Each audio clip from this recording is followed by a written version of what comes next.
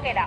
গত 4 নভেম্বর আমডাঙ্গাতে মারপিট ও ছিনতাইয়ের ঘটনার সুবিচারকে প্রশাসনের দৃষ্টি আকর্ষণ করেন ভুক্তভোগী সহ স্থানীয় যুবকেরা। মারপিট, প্রাণনাশের হুমকি ও ছিনতাইয়ের অভিযুক্তদের গ্রেফতারের দাবিতে পর্যটন থানা ঘেরাও। উল্লেখ্য, গত 4 নভেম্বর মঙ্গলবার রাত প্রায় 8:30টার দিকে তিনি তার সঙ্গে আমরাঘাট বাজারে অবস্থান করছিলেন।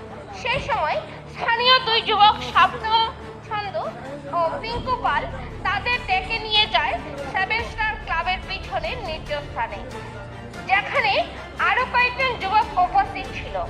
অভিযোগে সালমান উল্লেখ করেন, তাদের হাত পা বেঁধে লোহার রড, কিল, ঘুষি ও লাঠি দিয়ে নির্মমভাবে মারধর করা হয়।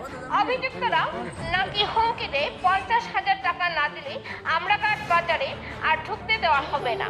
এছাড়া সালমানের মোটরসাইকেল, অ্যান্ড্রয়েড মোবাইল ফোন এবং নগদ 9,500 টাকা ছিনিয়ে নেওয়া হয়েছে বলেও অভিযোগ উল্লেখ করেছে।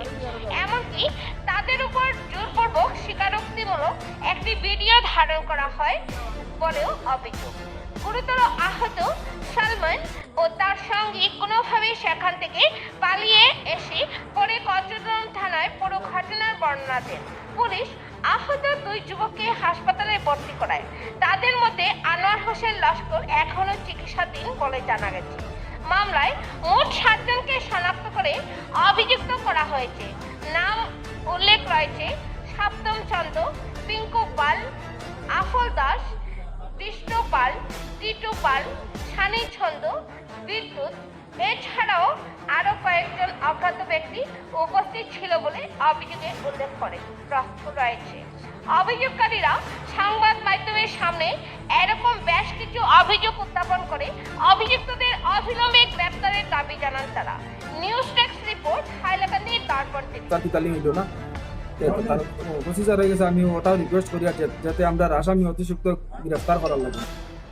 গত 7 তারিখ আমাদের গ্রামের 2টা ছেলে, সলমান হোসেন লস্কর এখন আপনারা সামনে আছে, আর একটা ছেলে হইল আনোয়ার হোসেন লস্কর।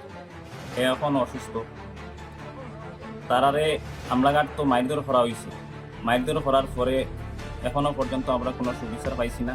আমরা প্রশাসনের দৃষ্টি আকর্ষণ করিয়া, এসপি মহোদয়ের দৃষ্টি আকর্ষণ করিয়া এটা অতি সত্বর আসামিকে অ্যারেস্ট করার জন্য, না হইলে আমরা গণতান্ত্রিকভাবে বৃহত্তর আন্দোলন নামতে পারতাম।